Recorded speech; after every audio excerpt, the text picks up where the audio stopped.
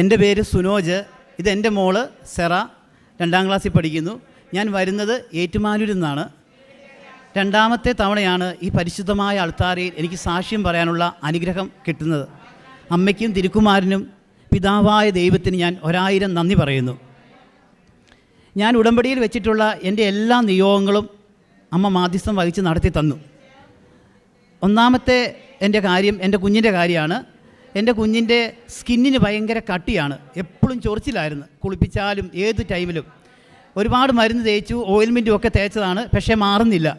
അവസാനം ഞാൻ അമ്മയുടെ തൈലം അവളുടെ നെറ്റിയിൽ ചേർത്ത് വിശ്വാസപ്രമാണം ചെല്ലിച്ചു. കുഞ്ഞിനെയും കൊണ്ട് വിശ്വാസപ്രമാണം ചെല്ലിച്ചു. അവളുടെ ആ ചൊറിച്ചിൽ അപ്രത്യക്ഷമായി. ഇപ്പോൾ അവൾക്ക് അങ്ങനത്തെ ചൊറിച്ചിലോ ഒരു ബുദ്ധിമുട്ടോ ഇല്ല.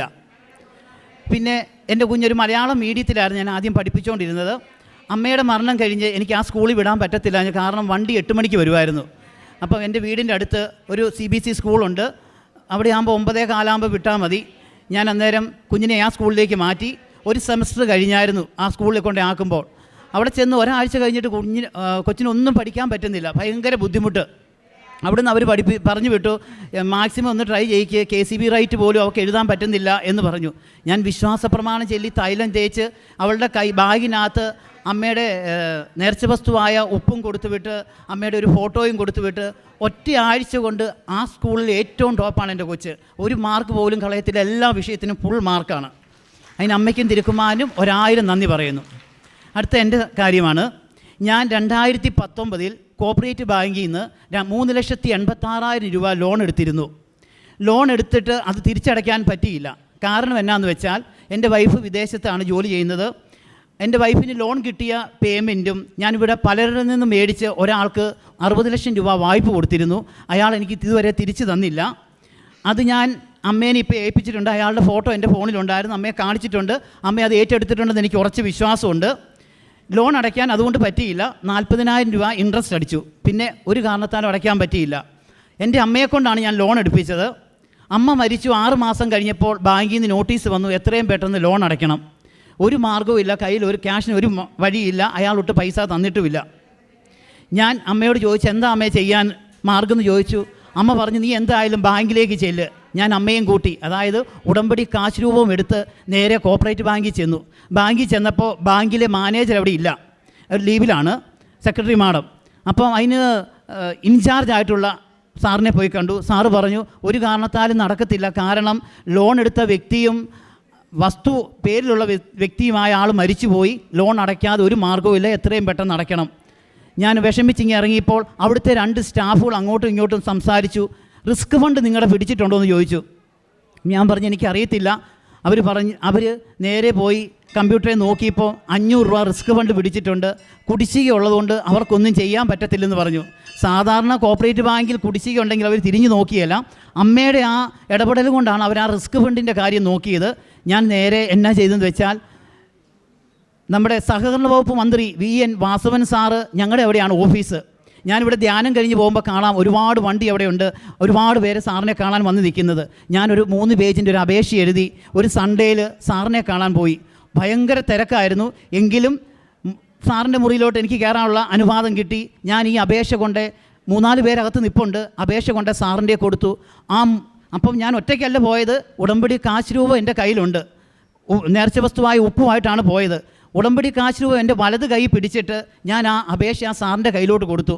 സാറ് 3 പേജും ഫുൾ വായിച്ചു. ഞാൻ അത്ഭുതപ്പെട്ടു പോയി. സാധാരണ ഇങ്ങനെ അപേക്ഷയൊക്കെ കൊണ്ടു ചെയ്താൽ അവർ ഇങ്ങനെ മൊത്തം ഒന്ന് ഓടിച്ച് നോക്കും, ഫോൺ നമ്പർ അതിലുണ്ട്, കോൺടാക്റ്റ് ചെയ്യാൻ കേട്ടോ, വേണ്ടത് ചെയ്യാം എന്ന് പറഞ്ഞ് വിടാറുള്ളൂ.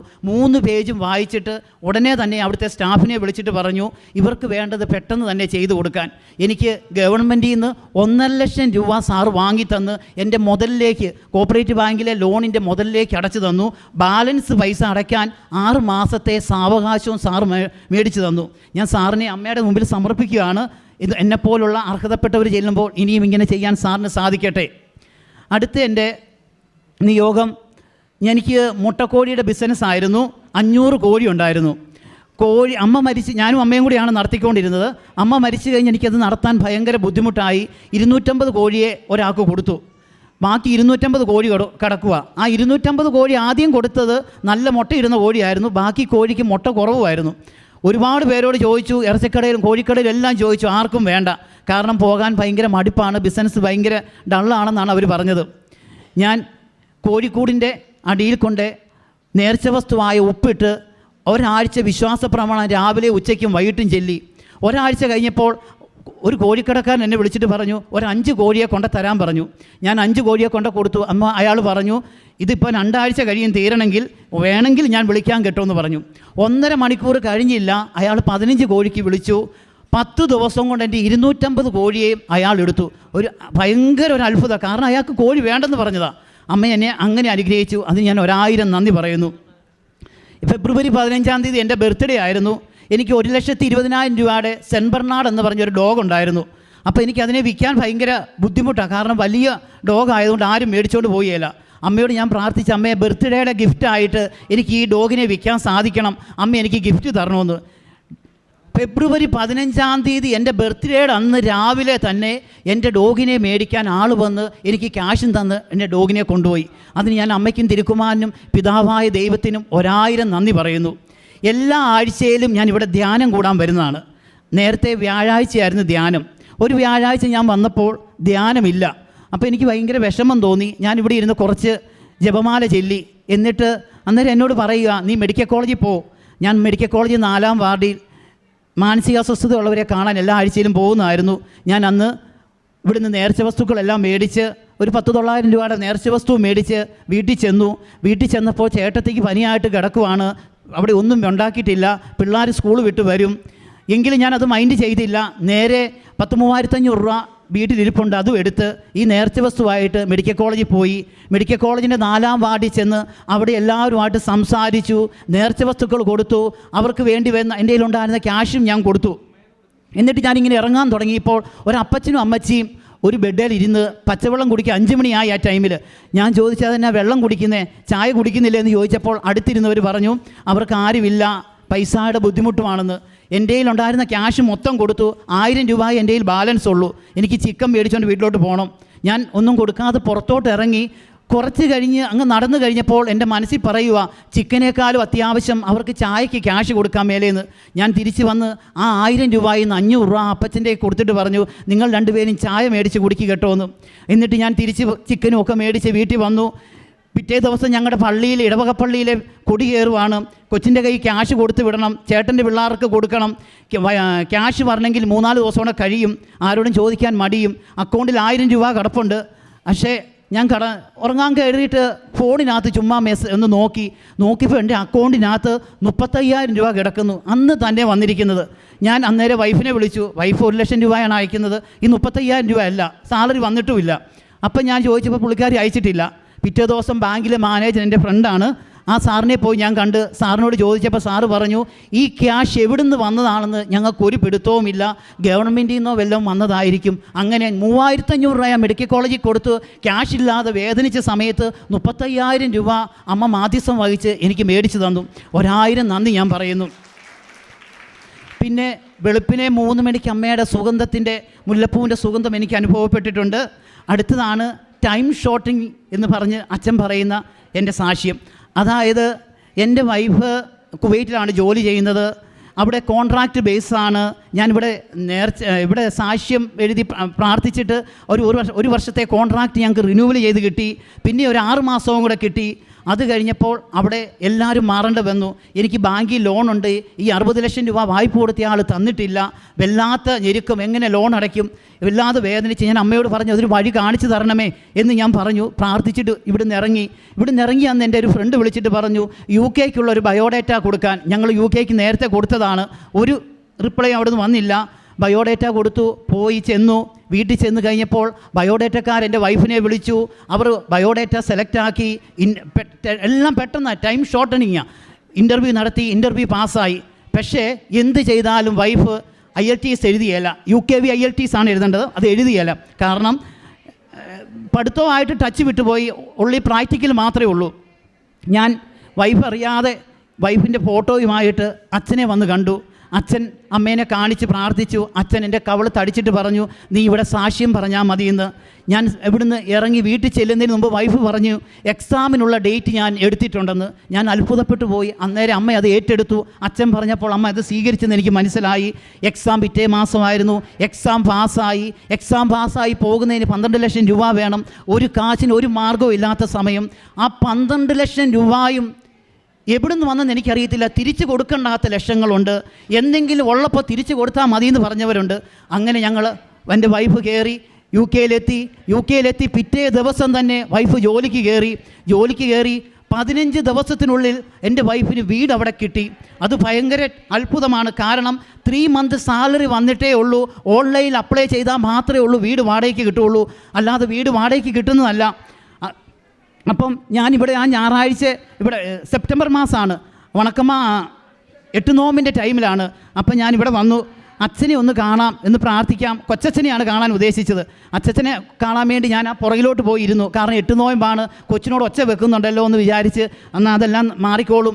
കൊച്ചച്ഛനെ കാണാൻ പുറകിൽ ചെന്ന് നിന്നിട്ട് അച്ഛനെ കാണാൻ പറ്റിയില്ല. അച്ഛനൊരു ഫോണിൽ സംസാരിച്ച് അകത്തോട്ട് മാറി. അപ്പം വല്യച്ഛനും കൂടെയുള്ള സിസ്റ്ററും വേറെ 2-3 പേരും കൂടെ സ്പീഡിൽ നടന്നു വരിക. അച്ഛൻ എന്നോട് ചോദിച്ചു, ഇതെന്നാ മകനെ ഇവിടെ നീ നിൽക്കുന്നതെന്ന് ചോദിച്ചു.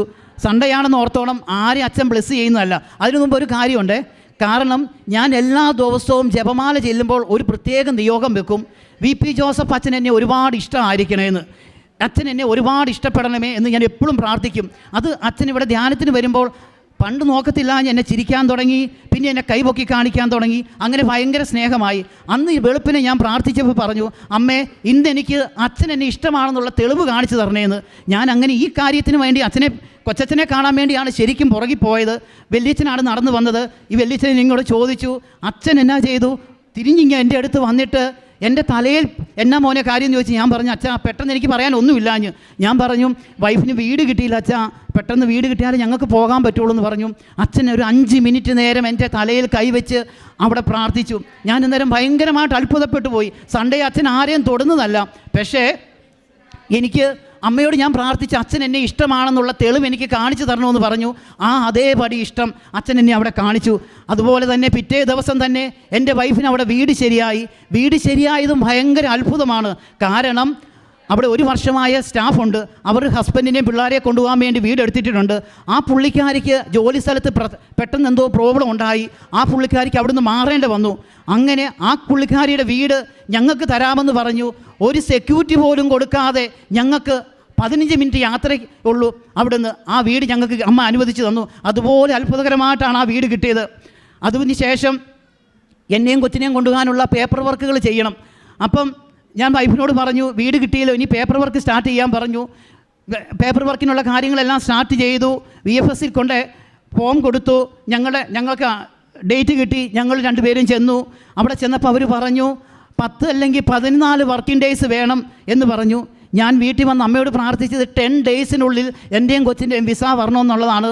പക്ഷേ 3 ഡേയ്സിനുള്ളിൽ അവിടുന്ന് വിളിച്ച് പറഞ്ഞു, നിങ്ങളുടെ പാസ്പോർട്ട് ഡിസ്പാച്ച് ആയിട്ടുണ്ട്, വന്ന് കളക്ട് ചെയ്യാൻ. ഞാൻ ഒരുപാട് പേടിച്ചു. കാരണം എൻ്റെ പെങ്ങൾ UK അവൾ പറഞ്ഞു 3 ദിവസം കൊണ്ട് വരുന്നത് റിജക്റ്റാണ്, അവൾക്ക് ആദ്യം അങ്ങനെ വന്നതാണ്. പിന്നെ അതുപോലെ എൻ്റെ വൈഫിൻ്റെ ഒരു കൂട്ടുകാരിയുടെ ഹസ്ബൻഡ് അവിടുന്ന് വിളിച്ചിട്ട് പറഞ്ഞു, അവരുടെ ഇങ്ങനെ BFSC കൊടുത്തിട്ട് അവരുടെ ഹസ്ബൻഡിൻ്റെ വന്നു, കൊച്ചിൻ്റെ ഇതുവരെ വന്നില്ല, 2 മാസമായി, ഒന്ന് അവിടെ ചോദിക്കാവോ എന്ന് ചോദിച്ചാണ് എന്നെ വിളിച്ചത്. ഞാൻ അന്നേരം അതും കൂടെ കേട്ടപ്പോൾ വല്ലാതെ വേദനിച്ചു. എന്ത് ചെയ്യണമെന്ന് അറിയത്തില്ല. ഇവിടുത്തെ പത്രം ഉണ്ടായിരുന്നു എൻ്റെ കയ്യിൽ. ഞാൻ നേരെ മെഡിക്കൽ കോളേജിൽ കൊണ്ടുപോയി 3 കെട്ട് പത്രം അന്നുണ്ടായിരുന്നു. ആ പത്രവും കൊടുത്ത് വിശ്വാസ പ്രമാണവും ചൊല്ലി. പിന്നെ എനിക്ക് അച്ഛനെ 15 വർഷം പിടിച്ചു നിർത്തിയത് അച്ഛൻ പറയുന്നത് കർത്താവിൻ്റെ മാലാഹ ചൊല്ലി. എനിക്ക് ജപമാല കാണാതെ ചെല്ലാൻ അറിയത്തില്ല. കർത്താവിൻ്റെ മാലാഹ ആ ബസ്സേലിരുന്ന് ചൊല്ലി. ഞാൻ നേരെ കൊറിയർ ഓഫീസിൽ ചെന്ന് അവർ പാസ്പോർട്ട് എൻ്റെ കയ്യിലോട്ട് തന്നു. ഞാൻ കാശ് രൂപം വെച്ച് അതിൻ്റെ പൊക്കത്ത് വെച്ച് പ്രാർത്ഥിച്ച് വിശ്വാസ പ്രമാണം ചൊല്ലി. എൻ്റെ കൊച്ചിൻ്റെയാണ് ആദ്യം പൊട്ടിച്ച് നോക്കിയപ്പോൾ കൊച്ചിൻ്റെ വിസ അടിച്ചിട്ടുണ്ട്. അതിന് തൊട്ട് പുറകെ എൻ്റേത് നോക്കി. അതുപോലെ തന്നെ ഞങ്ങളുടെ 2 പേരുടെയും വിസ 3 ഡേയ്സിനുള്ളിലാണ് ഞങ്ങളുടെ കയ്യിൽ കിട്ടിയത്. അമ്മയ്ക്കും തിരുക്കുമാരനും 1000 നന്ദി. ഇത്രയെല്ലാം എനിക്ക് അനുഗ്രഹം കിട്ടിയത് എങ്ങനെയാണെന്നൊന്ന് മനസ്സിലാക്കണ്ടേ. ഞാൻ ചെയ്യുന്നത് എങ്ങനെയാണെന്ന് വെച്ചാൽ, എല്ലാ ദിവസവും 3 മണിയാവുമ്പോൾ ഞാൻ എണീറ്റിട്ട് വായിക്കോട്ടായും വെച്ച് പോയി പ്രാർത്ഥന ചെല്ലുവല്ല ചെയ്യുന്നത്. അച്ഛൻ പറഞ്ഞിട്ടുണ്ട് ഭക്തിയോടും ശുദ്ധിയോടും കൂടെ ചെല്ലാൻ. ഞാൻ ആ വെള്ളം എടുത്ത് കുളിച്ച് ശുദ്ധി വരുത്തി 2 കൈയും വിരിച്ച് പിടിച്ച് എൻ്റെ വീടിൻ്റെ 5 മിനിറ്റ് അകലെ എനിക്ക് വേറൊരു വീടുണ്ട് വിൽക്കാനിട്ടേക്കുന്നതും. ആ വീട്ടിലോട്ട് ഞാൻ ആ 3 മണിക്ക് നടന്നു പോകും. വീട്ടുകാർ പറയും ഈ സമയത്ത് നടന്നു പോകല്ലെന്ന്. ഞാൻ നടന്നു പോകും. കാരണം എനിക്ക് ഒച്ചയിൽ ഈ ചെവി കൂടെ കേട്ട് ഈ ചെവി കൂടെ ഇറങ്ങി വരണം. ഞാൻ മുട്ടയെ നീന്തി 2 കൈയും വിരിച്ച് പിടിച്ച് ഈ രഹസ്യം, ഒരു രഹസ്യമല്ല 4 രഹസ്യവും 3:30 ആകുമ്പോൾ സ്റ്റാർട്ട് ചെയ്യുന്നത് 4:45 വരെ കൈ വിരിച്ച് പിടിച്ച് ജപമാല ചെല്ലും. ഈ 4 രഹസ്യവും. അത് കഴിഞ്ഞാൽ ഞാൻ ചെല്ലുന്നത് ഇവിടുത്തെ പ്രത്യക്ഷീകരണ പ്രാർത്ഥനയാണ്. പ്രത്യക്ഷീകരണ പ്രാർത്ഥന 4:45 ആകുമ്പോൾ ചെല്ലും. അത് കഴിഞ്ഞാൽ ബൈബിൾ വായനയാണ് 5 തൊട്ട് 5:30 വരെ. ബൈബിൾ വായിക്കുക എന്ന് പറഞ്ഞാൽ ഒഴുകുവാണ്. ഞാൻ ബൈബിൾ വായിച്ച് ഒഴുകുവാണ്. ആ ബൈബിൾ വചനം കേട്ടാൽ വൈകിട്ട് സന്ധ്യാപ്രാർത്ഥന ചെല്ലുമ്പോൾ എൻ്റെ പിള്ളേർക്കൊക്കെ മടിയാണ്. പക്ഷേ എൻ്റെ ബൈബിൾ വാചന കേട്ട് കഴിഞ്ഞാൽ പിറ്റേ ദിവസം ഞാൻ അത് പിന്നെ റിപ്പീറ്റ് ചെയ്യുവാണ്. എൻ്റെ ഈ കൊച്ചു പറയും, പപ്പ ഇന്നലെ ഇതല്ലേ വായിച്ചെന്ന്. കാരണം അത്രയ്ക്കും ഞാൻ ഒഴുകിയാണ് ബൈബിൾ വായിക്കുന്നത്. ഇതെനിക്ക് പഠിക്കാൻ സാധിച്ചത് എൻ്റെ വികാരിയച്ഛൻ്റെ, ഞങ്ങളുടെ ഇടവക വികാരിയച്ഛൻ ബൈബിൾ വായിക്കുന്നത് അങ്ങനെയാണ്. അത് കേട്ടാണ് ഞാൻ അങ്ങനെ വായിക്കുന്നത്. അത് കഴിഞ്ഞാൽ ഞാനും എൻ്റെ കൊച്ചും കൂടെ 6 മണിക്കത്തെ കുർബാനയ്ക്ക് നേരെ ഞങ്ങളുടെ ഇടവക പള്ളിയിൽ പോകും. അച്ഛൻ്റെ കുർബാനയും കൂടി അത് കഴിഞ്ഞ് സെമിത്തേരി കയറി അവർ എവിടെയുള്ള എല്ലാവർക്കും വേണ്ടി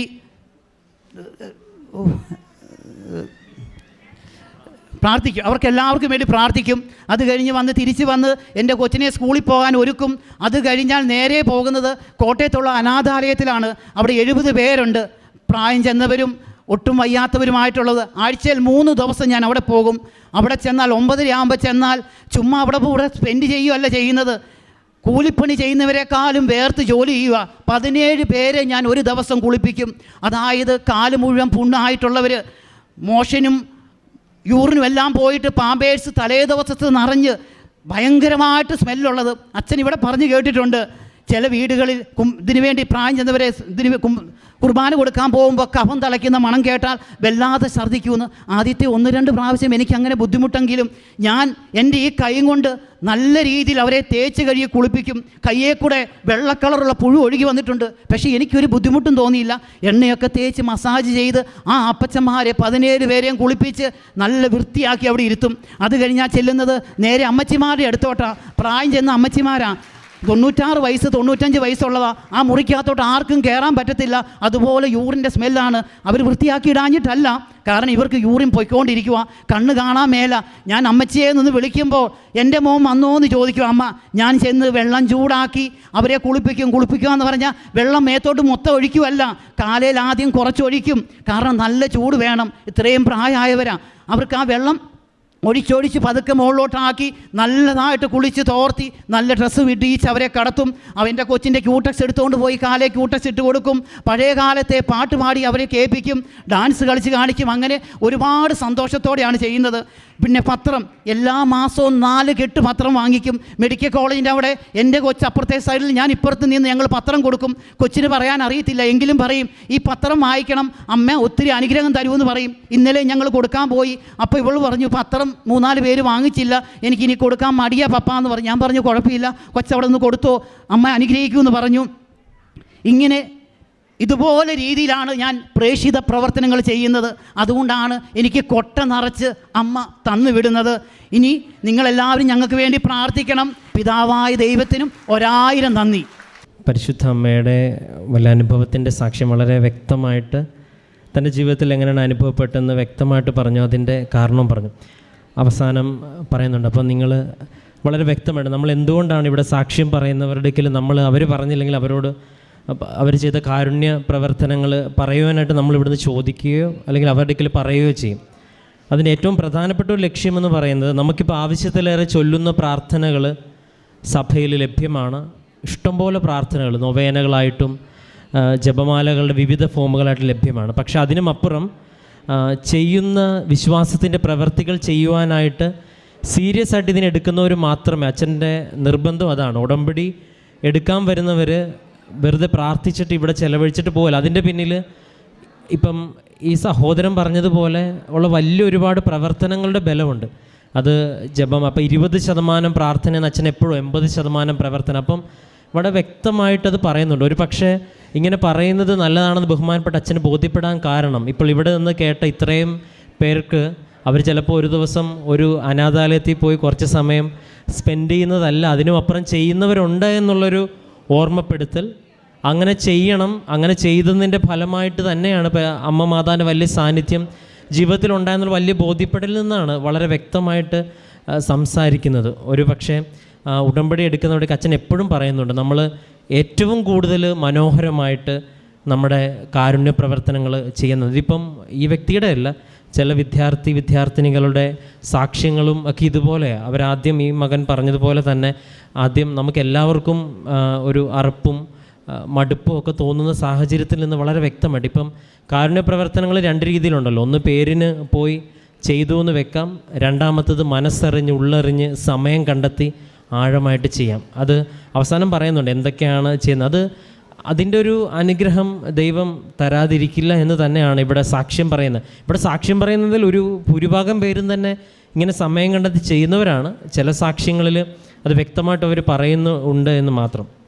ചില വിദ്യാർത്ഥിനികളുടെ സാക്ഷ്യങ്ങളിലും അവർ ഇതുപോലെ തന്നെ പറയുന്നുണ്ട്, ഞാൻ വെറുതെ പോയിട്ട് കണ്ട് ചിരിച്ചിട്ട് വരികയല്ല, ഞാൻ അവിടെ പോയി അവളുടെ ബാത്റൂമും എല്ലാം ക്ലീനാക്കി അവരോട് സംസാരിച്ച് സംഭവം ഇങ്ങനെ ഒരു പരിചയമില്ലാത്തത്. ഇപ്പം ഇന്ന് ലത്തീൻ രീതിയിലുള്ള സുവിശേഷം നിങ്ങൾ രാവിലെ കുർബാനയ്ക്കുണ്ടെങ്കിൽ കർത്താവ് പറഞ്ഞിരിക്കുന്നതാണ്, നിങ്ങളൊരു വിരുന്ന് നടത്തുമ്പം നിങ്ങളുടെ സ്നേഹിതരെയോ ധനികരെയോ ബന്ധുമിത്രാദികളെ അല്ല വിളിക്കേണ്ടത്, നിങ്ങൾക്ക് പകരം ചെയ്യാൻ ഉറപ്പില്ലാത്തവരെ. കർത്താവ് വളരെ വ്യക്തമായിട്ട് പറയുന്ന കാര്യങ്ങൾ തന്നെയാണ് ഇവിടെ നിന്ന് ആവശ്യപ്പെടുന്നത്. അപ്പം അങ്ങനെ വ്യക്തമായിട്ട് ചെയ്യാൻ ശ്രമിച്ചു എന്ന് വളരെ വ്യക്തമായിട്ട് പറയാനുണ്ട്. അപ്പോൾ രാവിലെ 3 മണിക്ക് എഴുന്നേറ്റ് കാര്യങ്ങളൊക്കെ ക്രമപ്പെടുത്തി ഒച്ചത്തിൽ ബൈബിൾ വായിച്ചപ്പം ഇങ്ങനെ ഒരുപാട് സമയവും ഇങ്ങനെ ഒരുപാട് പ്രാർത്ഥനയുണ്ട്. അതൊക്കെ ഇങ്ങനെ പേരിന് ചെയ്തതുമല്ല എന്ന് വ്യക്തമാണ്. അപ്പോൾ കുഞ്ഞും ഈ പ്രേക്ഷിത പ്രവർത്തനത്തിൽ കൂടെ നിൽക്കുന്നുണ്ട്. അപ്പോൾ ഉടമ്പടി എടുത്തതൊരു കുടുംബത്തിന് വേണ്ടിയാണ്, അതും വ്യക്തമാണ്. പിന്നെ ബാക്കിയുള്ള കാര്യങ്ങളെല്ലാം ക്രമീകരിക്കപ്പെട്ടതും എങ്ങനെയാണ് മാതാവുമായിട്ടും ഈശോയായിട്ടൊക്കെ അടുക്കാനായിട്ട് ഇത് സഹായിച്ചതെന്നൊക്കെ വളരെ വ്യക്തമായിട്ട് ഈ മകൻ പറയുന്നുണ്ട്. അപ്പോൾ ഇനിയും മുൻപോട്ടുള്ള ജീവിതത്തിൻ്റെ യാത്രയിൽ ഇങ്ങനെ ഒരുപാട് പേർക്ക് ദൈവത്തിൻ്റെ സ്നേഹം പകർന്നു കൊടുക്കുവാനായിട്ട് എല്ലാ രീതിയിലും പരിശുദ്ധ അമ്മ മാതാവിൻ്റെ സഹായത്തിൽ അമ്മ സഹായിക്കട്ടെ എന്ന് പ്രാർത്ഥിക്കുന്നു. ഒപ്പം ഇന്ന് വരെ ലഭിച്ച എല്ലാ അനുഗ്രഹം പ്രതി ഈ സഹോദരനെ പ്രതിയും ഈ സഹോദരൻ നമുക്ക് നൽകിയ പ്രചോദനമായ സാക്ഷ്യത്തെ പ്രതിയും നമുക്ക് കരങ്ങളടിച്ച് ദൈവത്തിൻ്റെ നാമം മഹത്വപ്പെടുത്താം.